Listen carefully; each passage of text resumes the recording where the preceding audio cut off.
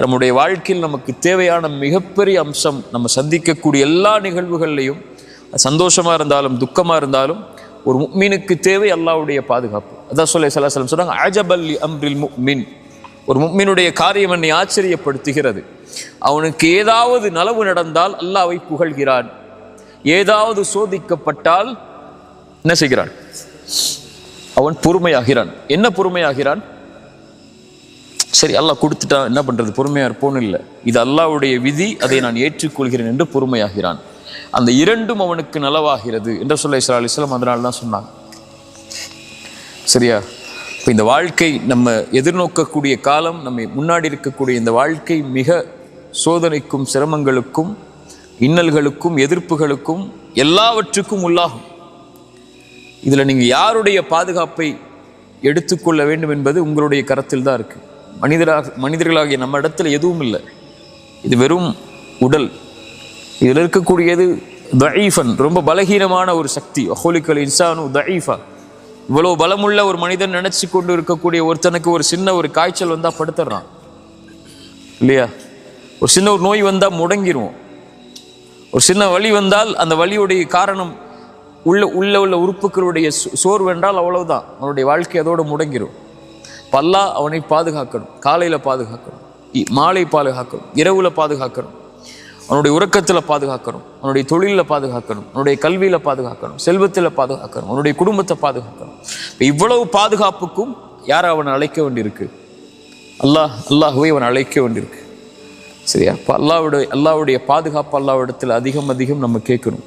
அதுதான் நம்முடைய சிரமங்கள் சோதனைகள்லேருந்து நம்மளை வெளியே கொண்டு வந்து நம்முடைய வாழ்க்கையில் இருக்கக்கூடிய எல்லா விஷயங்கள்லேருந்து நம்மளை பாதுகாக்கும்.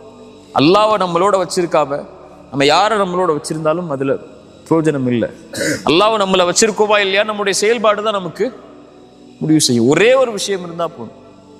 அல்லாஹ் கேட்டுக்கோங்க, எனக்கு சொல்கிறேன், ஒரே ஒரு விஷயமே உங்களுடைய வாழ்க்கையில் இருந்தால் போதும். அல்லாஹ் உங்களை பாதுகாத்துக்கிட்டே இருப்பான்.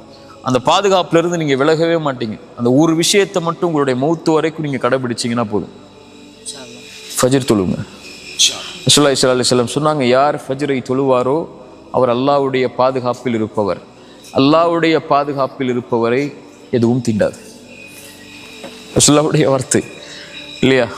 இப்போ காலையில் எழுந்து அவன் அல்லாஹ்வுக்காக என்ற காலத்தை அந்த குளிருள்ள நேரத்திலையும் வெளிச்சமில்லாத அந்த நேரத்திலையும் நடந்து போய் அல்லாஹ்வுக்காக நிறைவேற்றக்கூடியவருக்கு ரசூலுல்லாஹி ஸல்லல்லாஹு அலைஹி வஸல்லம் சொன்னாங்க, யார் இரவுடைய அந்த இருள்களில் நடந்து கொண்டு பள்ளியை நோக்கி சென்று தொழுகை நிறைவேற்றுவாரோ பின்னூரி தாம் யௌமல் கியாமா, மறுமையில் அவர் வெளிச்சத்தோடு வருவார். அல்லாஹ் அவரை பாதுகாக்கிறான். யார் ஃபஜ்ரை தொழுவாரோ அவரை அன்றைய தினம் முழுவதும் அவர் அல்லாஹ்வுடைய பாதுகாப்பில் இருப்பவர். அல்லாஹ்வுடைய பாதுகாப்பில் இருப்பவரை யாரும் எதுவும் அவரை செய்யாது. சோதனை வந்தா கூட அவருக்கு பெருசா தெரியாது. அந்த சோதனை அல்ஹம்துலில்லாஹ் அல்லாஹ் என்ன சோதிக்கிறான்னு நினைச்சிட்டு போயிடுவார். குறை சொல்ல மாட்டார், கை செய்தப்பட மாட்டார், என்னடா வாழ்க்கைன்னு சொல்ல மாட்டார். அல்லாஹ் என்ன சோதிக்கிறான் அப்படின்னு சொல்லி அவர் அல்லாஹ்வுடைய விஷயத்தை பொருந்திக் கொள்வார். அஜபல் லி அம்ரில் முஃமின், அவருக்கு அதுவும் நலவா இருக்கும். அல்லாஹ் அவருக்கு அவர் சந்திக்கக்கூடிய சோதனையை விட சிறந்த ஒன்றை அல்லாஹ் கொடுத்துருவான். அல்லாஹ்வுடைய பாதுகாப்புல இருக்கிறவருக்கு நலவு வந்தாலும் அல்ஹம்துலில்லாஹ் அல்லாஹ் என்னை பாதுகாத்து இதை கொடுத்திருக்கிறான்னு சொல்லுவான். சரியா? அல்லாஹ்வுடைய பாதுகாப்புங்கிறது மிக முக்கியமானது. அதான் எனக்கும் உங்களுக்கும் நான் சொல்றது, அல்லாஹ்வுடைய பாதுகாப்பை கேட்டுக்கிட்டே இருக்கணும். அல்லாஹ்ட்ட யா அல்லாஹ் என்னை பாதுகாத்துரு. ரசூலுல்லாஹி ஸல்லல்லாஹு அலைஹி வஸல்லம் ஃபாத்திமா அவங்களுக்கு சொன்ன துஆ தான், மறுபடியும் சொல்றேன், யா அல்லாஹ் என்னை விட்டுறாத, என்னுடைய இடத்துல என்னை விட்டுட்டு போயிடாத, யா அல்லாஹ் என் கண் சிமிட்டுற நேரத்தில் கூட என்னை விட்டுறாத, என் கூடவே இரு அப்படின்னு அல்லாஹ்விடத்துல கேட்டுக்கிட்டே இருக்கணும். அல்லாஹ் நம்மளை பாதுகாத்தான்னா நம்ம இந்த உலக வாழ்வு முழுவதும் பாதுகாக்கப்படுவோம். அல்லாஹ் நம்மளை பாதுகாத்தானா நம்முடைய மரண நேரம் பாதுகாக்கப்படும். அல்லாஹ் நம்மளை பாதுகாத்தானா கபருடைய அந்த நிலைமை பாதுகாக்கப்படும். அல்லாஹ் நம்மளை பாதுகாத்தானா மஹ்ஷர்ல எழுப்பப்படும் போது பாதுகாக்கப்படுவோம். அல்லாஹ் நம்மளை பாதுகாத்தானா அல்லாஹ் அரிசியுடைய நிழலில் நம்மளை பாதுகாப்பான். அல்லாஹ் நம்மளை பாதுகாத்தானா அருமையுடைய விசாரணையில் அல்லாஹ் பாதுகாப்பான். அல்லாஹ் நம்மளை பாதுகாத்தானா சிராத்துடைய பாலத்தில் அல்லாஹ் பாதுகாப்பான். அல்லாஹ் நம்மளை பாதுகாத்தானா சொர்க்கம் வரைக்கும் அல்லாஹ் நம்மளை பாதுகாத்து கொண்டு போயிடுவான். இதான் உன் இடம்னு சொல்லி அல்லாஹ் நம்மளை பாதுகாக்காமல் விட்டான்னா உலகமே ஒன்று சேர்ந்து நம்மளை பாதுகாக்க நினைச்சாலும், நமக்கு உறுதுணையா நிற்க நினைச்சாலும், நமக்கு நலவு செய்ய நினைச்சாலும் நடக்காது. சரியா? அதனால இதைத்தான் நம்முடைய வாழ்க்கையுடைய அடிப்படையாக வச்சு நம்முடைய எல்லா செயல்பாடுகளையும் நம்ம அமைச்சு கொள்ளணும். அல்லாஹ்வை ரொம்ப நெருக்கமாக வச்சிருக்கணும். அல்லாஹ்வுடைய அந்த பலம், அல்லாஹ்வுடைய அந்த பாதுகாப்பு, அல்லாஹ்வுடைய அந்த சக்தி அசைக்க முடியாத ஒன்று. அதை உணர்ந்துட்டோம்னு சொன்னால், அது மேலே நம்ம அதை சார்ந்து இருந்துட்டோம்னு சொன்னால், அது மேலே நம்பிக்கை வச்சிட்டோம்னு சொன்னால் அவ்வளோதான். மூசாவுக்கு ஒரு கைத்தடி தான், யூனுஸுக்கு ஒரு பிரார்த்தனை தான், நூஹ் அலைஹிஸ்ஸலாமுக்கு ஒரு மலை தான். சரியா? நபி ஈசாவுக்கு அந்த சோதனையிலேருந்து அவங்க தங்களை பாதுகாக்க நினைச்ச பிரார்த்தனை தான்.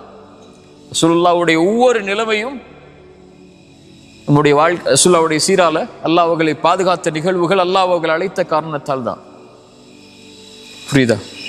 அல்லாஹ் ஹஃபீத், அல்லாஹ் பாதுகாப்பவன். அல்லாஹ் கரீப், அல்லாஹ் நம்மளோட நெருக்கமாக இருக்கிறவன். அல்லாஹ் முஜீப், நம்ம பாதுகாப்பில் இருக்கக்கூடியவர்கள் அழைத்தால் அல்லாஹ் பதில் அளிக்கக்கூடியவன், அல்லாஹ் பாதுகாக்கக்கூடியவன். அல்லாஹ்வுடைய நேசர்களாக மாறுறதுக்குரிய வழிமுறைகளையும் செயல்பாடுகளையும் வணக்க வழிபாட்டின் மூலமாக செஞ்சு அல்லாஹ்வுடைய பாதுகாப்பை பெற்றுட்டோம்னா அதுக்கு பிறகு இந்த உலகத்தில் பெறுறதுக்கு எதுவும் இல்லை. அல்லாஹ் பார்த்துப்பா மீதி விஷயங்களை.